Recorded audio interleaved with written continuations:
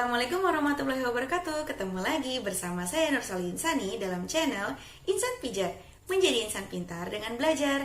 Kita masuk ke sesi 7 nih, hukum pidana khusus dengan tema delik KDRT.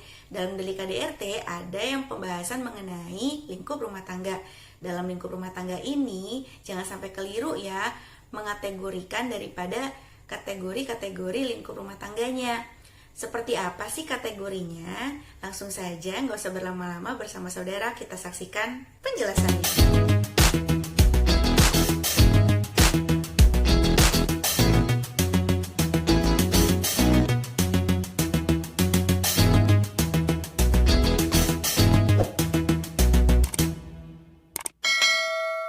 Oke, sekarang kita masuk ya ke dalam slide PowerPoint-nya. Langsung saja untuk menjelaskannya di sesi ke-7 ini, menjelaskan mengenai delik KDRT.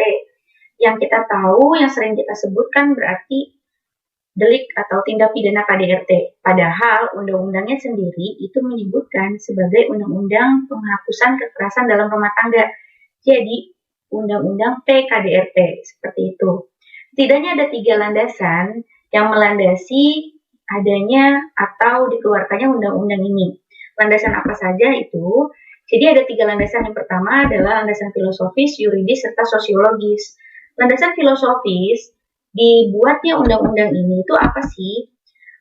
Yaitu untuk melindungi wanita atau ibu rumah tangga dari kekerasan dalam rumah tangga. Hal ini tertuang dalam pertimbangan hukum Undang-Undang Nomor 23 Tahun 2004. Jadi kalau misalnya buka Undang-Undang Nomor 23 Tahun 2004 tentang PKDRT tadi, di sini di bagian pertimbangan hukum akan menemukan landasan filosofisnya. Nah, Bu, apakah undang-undang ini hanya melindungi wanita saja? Tidak, tetapi semuanya, anak juga dan lain sebagainya. Tapi anak ini itu punya undang-undangnya tersendiri, yaitu Undang-Undang Perlindungan Anak. Karena kan yang lebih sering mengalami tindakan kekerasan gender dan lain sebagainya itu adalah kaum perempuan, seperti itu ya. Kemudian landasan yuridisnya apa? Disebutkan bahwa segala bentuk kekerasan, terutama kekerasan dalam rumah tangga, merupakan pelanggaran hak asasi manusia dan kejahatan terhadap martabat kemanusiaan serta bentuk diskriminasi yang harus dihapus. Bentuk kekerasan ini dalam rumah tangga maupun tidak dalam rumah tangga itu kan masuk ke dalam kategori pelanggaran hak asasi manusia dan juga kejahatan terhadap martabat manusia gitu kan. Nah, ditambahkan lagi serta bentuk diskriminasi yang harus dihapuskan. Seperti itu. Nah, kemudian landasan yuridisnya ini apa? Landasan yuridisnya yaitu Undang-Undang Nomor 23 Tahun 2004. Sejak dikeluarkannya undang-undang ini untuk pertama kali di tahun 2004, karena maraknya tindakan kekerasan yang terjadi dalam lingkup rumah tangga yang tidak bisa lagi digunakan pasal yang ada dalam KUHP tentang penganiayaan yang dimulai dari pasal 361 KUHP, maka dikeluarkanlah ya undang-undang ini. Sampai saat ini masih menggunakan Undang-Undang Nomor 23 Tahun 2004. Kemudian apa sih landasan sosiologisnya? Tingginya tingkat kekerasan dalam rumah tangga yang dilakukan oleh pelaku, di mana sanksi pidananya sangat rendah. Nah, ini yang tadi saya katakan. Ketika penganiayaan itu terjadi dalam lingkup rumah tangga, otomatis kan dipandang sebagai akibat yang ditimbulkan itu lebih besar. Karena apa?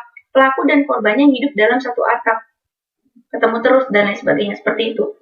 Jadi, dampak yang ditimbulkan serta sanksi yang diberikan kepada pelaku ini tidak sinkron gitu, tidak adil bagi korban, sehingga menimbulkan ketidakadilan di sini kan kalimat selanjutnya, khususnya istri. Sementara itu dalam sistem hukum Indonesia perlu menjamin perlindungan terhadap korban kekerasan dalam rumah tangga. Itu. Jadi 3 landasan ini itu filosofis, yuridis serta sosiologis ini menjadi landasan yang paling penting dikeluarkannya Undang-Undang Penghapusan Kekerasan dalam Rumah Tangga. Oke, kita lanjut. Di dalam Undang-Undang PKDRT juga terdapat asas. Setidaknya ada 4 asas dalam Undang-Undang PKDRT ini. Yang pertama adalah asas penghormatan hak asasi manusia. Yang kedua, keadilan dan kesetaraan gender. Kemudian, asas non-diskriminasi dan perlindungan korban. Keempat asas ini terdapat dalam Undang-Undang Nomor 23 Tahun 2004 tentang penghapusan kekerasan dalam rumah tangga. baik secara langsung maupun tidak langsung disebutkan di dalam Undang-Undang PKDRT. Jadi, undang-undang ini mengenai penghapusan kekerasan dalam rumah tangga memuat 4 unsur ini. Penghormatan terhadap HAM. Jadi, kalau ngomongin hak asasi manusia itu kan tidak ngomongin soal gender ya. Semua orang punya haknya. Mau itu anak yang masih di dalam kandungan pun dia punya hak. Kemudian keadilan dan kesetaraan gender. Di sini kan keadilan itu ditekankan. Sebab apa? Kalau penganiayaan itu terjadi dalam lingkup rumah tangga, kemudian digunakan undang-undang yang bersifat generalis, dampak dan sanksi yang diberikan kepada pelaku gitu, dan dampak yang dirasakan oleh korban itu tidak seimbang. Jadi di sini ada ketidakseimbangan keadilan. Dan selanjutnya seperti itu. Kemudian kita lanjut ya. Sebelum lebih dalam kita membahas soal Undang-Undang PKDRT ini, kita perlu tahu definisi daripada kekerasan dalam rumah tangga itu apa. Secara umum, kekerasan dalam rumah tangga itu berarti perbuatan pidana yang dilakukan oleh pelaku yang berakibat timbulnya kesengsaraan atau penderitaan secara fisik, seksual, psikologis, dan atau penelantaran rumah tangga, termasuk ancaman untuk melakukan perbuatan, pemaksaan, atau perampasan kemerdekaan secara melawan hukum dalam lingkup rumah tangga. Nah, seperti biasa di sini dalam pengertiannya ini ada beberapa kata yang saya bedakan warnanya. Kenapa? Karena ini adalah unsur yang harus terpenuhi dalam menjerat pelaku kekerasan dalam rumah tangga. Yang pertama adalah perbuatan pidana. Nanti saya jelaskan perbuatannya itu apa saja ya yang masuk ke dalam bentuk kekerasan dalam rumah tangga.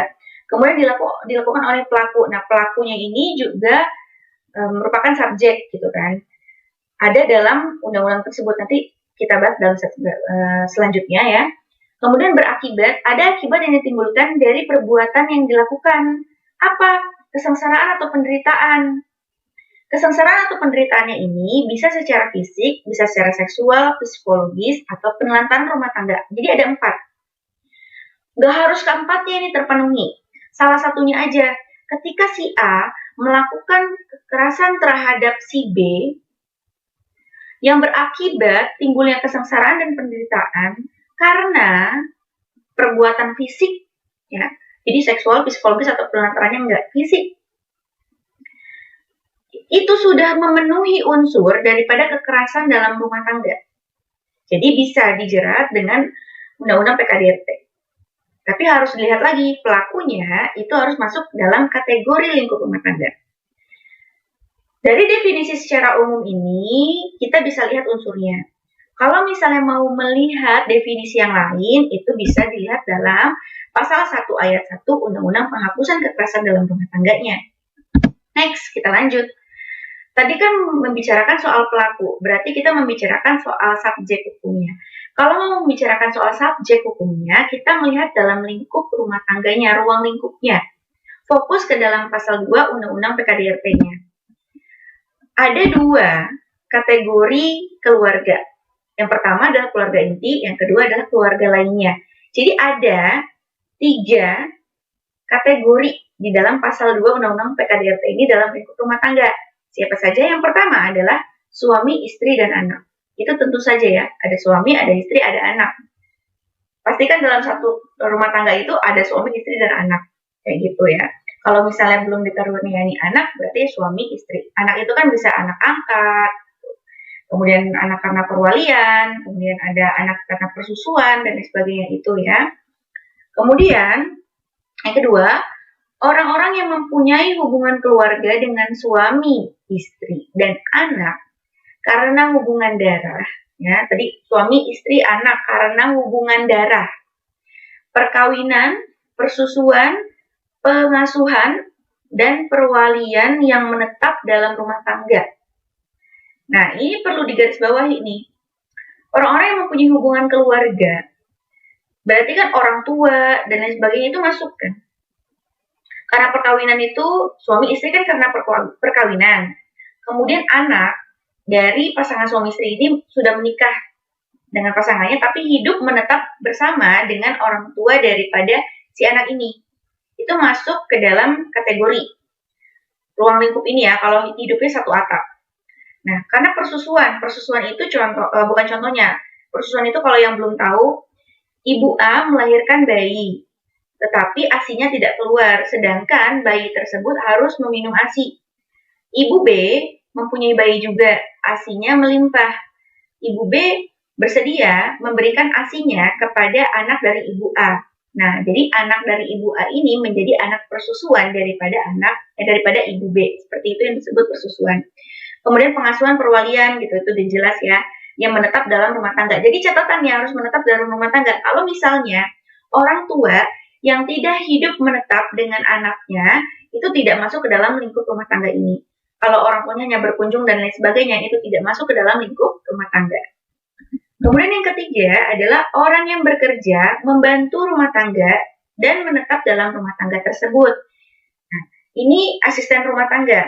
Kalau asisten rumah tangga tersebut hanya datang jam 8 kemudian pulang jam 11 atau pulang sebelum zuhur, sebelum jam 12 makan siang itu tidak termasuk ke dalam lingkup rumah tangga.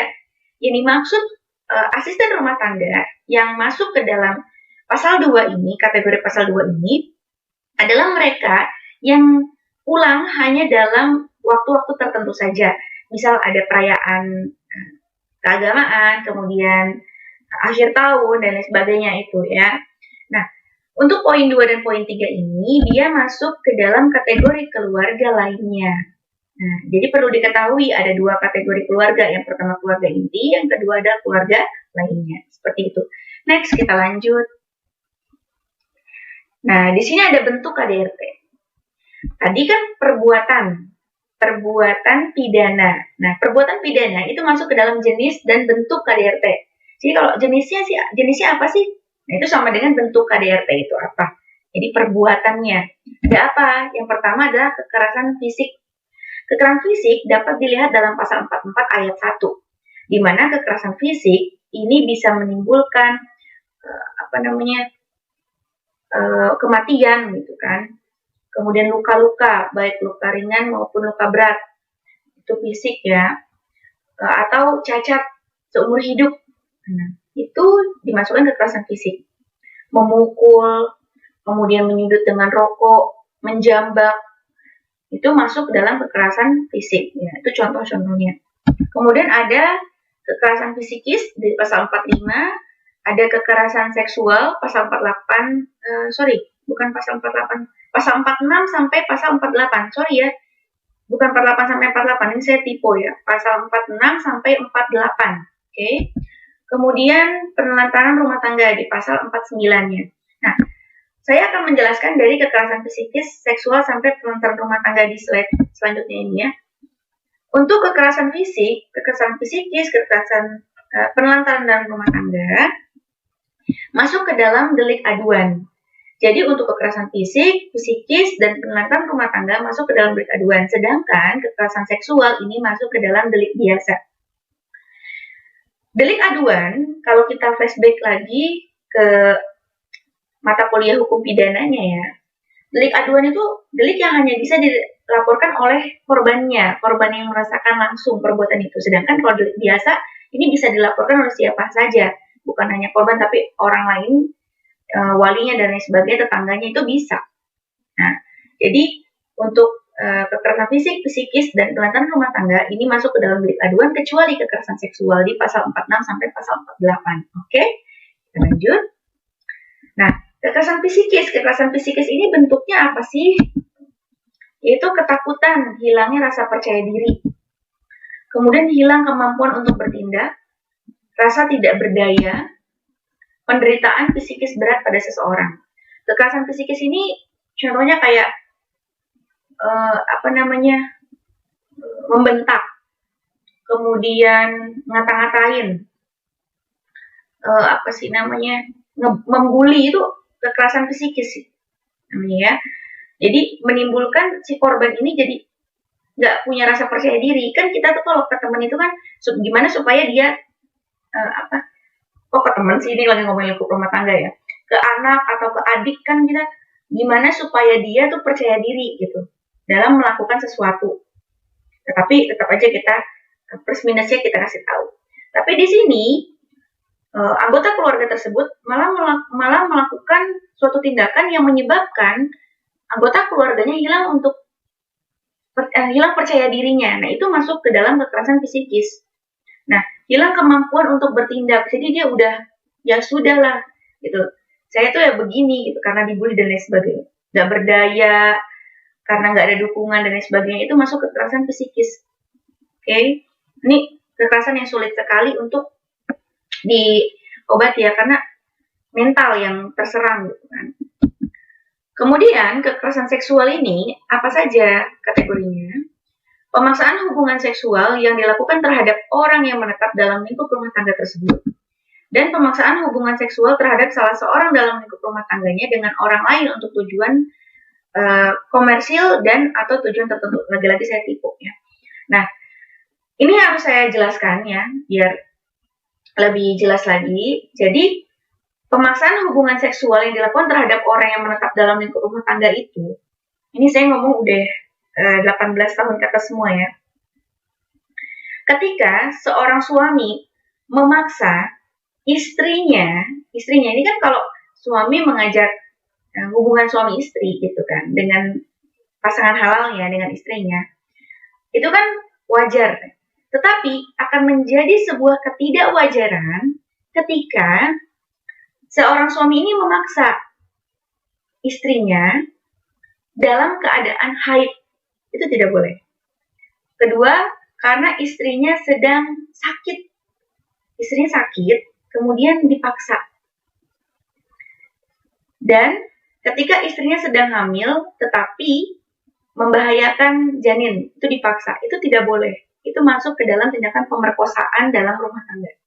Jadi ingat ya, pemerkosaan terhadap istri, itu kan rancu gitu ya, di pikiran kita. Kok istri diperkosa, maksudnya apa? Kok istri diperkosa oleh suaminya gitu. Nah ini, jadi seorang suami yang memaksa hubungan dalam keadaan istrinya yang kategori tadi saya sebutkan, itu masuk ke dalam pemaksaan hubungan seksual. Itu terhadap istri. Apalagi yang bukan pasangan halalnya gitu. Itu salah juga ya. Jadi udah paham ya saya arahnya kemana.